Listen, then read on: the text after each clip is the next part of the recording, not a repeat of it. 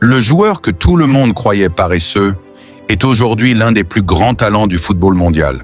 Mais ce que personne ne sait, c'est qu'un jour son rêve a failli s'arrêter avant même de commencer. Michael Olise ne ressemble à personne. Il ne célèbre presque jamais ses buts. Il parle très peu. Son visage reste impassible, à tel point que beaucoup ont cru qu'il n'aimait même pas le football. Et pourtant, derrière ce calme se cache une histoire incroyable. Né à Londres en 2001, Michael grandit dans une famille aux origines nigérianes, françaises et algériennes. Très jeune, il passe des heures avec un ballon. Pendant que d'autres cherchent à impressionner, lui préfère observer, apprendre et progresser. Mais ce garçon réservé ignore encore que le premier grand obstacle de sa vie approche. À seulement 14 ans, tout s'effondre. Chelsea, l'un des meilleurs centres de formation du monde, décide de le renvoyer. Imaginez, vous êtes adolescent, vous touchez votre rêve du doigt, et du jour au lendemain, on vous dit que vous n'êtes pas assez bon. Pour beaucoup, c'est la fin. Pour Michael, ce sera le début. Au lieu d'abandonner, il continue à travailler, sans bruit, sans plainte, sans chercher d'excuses. Il rejoint Reading, un club bien moins prestigieux. Là-bas, personne ne parle de lui, personne ne l'attend. Mais parfois, les plus belles histoires commencent justement loin des projecteurs.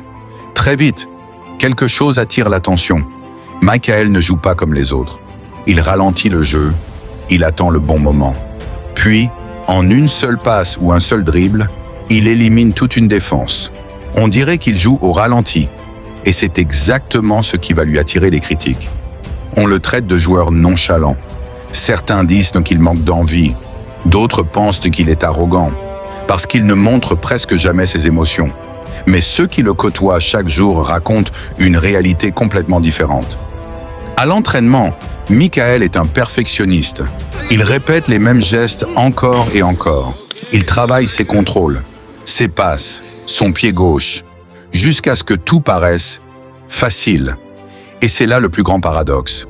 Quand quelqu'un travaille énormément, son talent finit par donner l'impression qu'il ne fait aucun effort.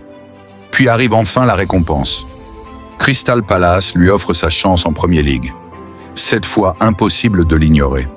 Face aux meilleurs défenseurs du monde, Michael continue de jouer avec le même calme, le même sang-froid, la même élégance. Et très vite, toute l'Angleterre découvre ce garçon que beaucoup avaient sous-estimé. Mais le plus beau reste encore à venir. Le Bayern Munich, l'un des plus grands clubs de la planète, décide de miser sur lui. Quelques années plus tôt, Chelsea le jugeait insuffisant. Aujourd'hui, l'un des plus grands clubs du monde lui confie son avenir. Comme quoi, un rejet n'est parfois qu'un détour vers quelque chose de plus grand. Michael Olise aurait aussi pu représenter plusieurs sélections nationales, mais il choisit finalement la France, toujours avec la même discrétion, sans grand discours, sans polémique, juste avec son football.